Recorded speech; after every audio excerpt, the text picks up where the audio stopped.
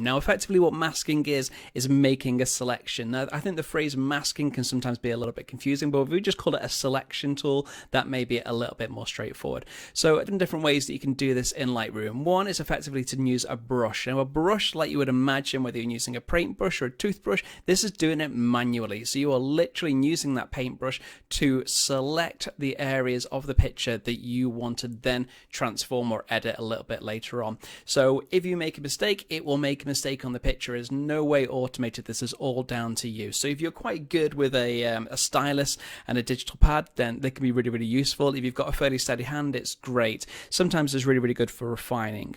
So the next option that you've got is selecting by subject. Now this comes down to the AI, as many of these masking tools do these days, and it looks at the picture and decides, okay, I think this is the main subject of the shot, and it selects it and creates a mask of it.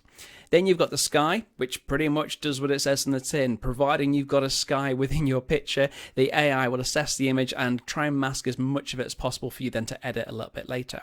There is also a background, because again, not everybody's got a sky in the picture, but if you have got a subject, then you should have a background. So this tool is exactly designed to select everything apart from your subject. So the next up we've got is a linear gradient. A linear gradient is going to allow us to draw a mask top to bottom, or left to right, or even corner to corner if we prefer, so we can make some very gradual soft transitions across our shot.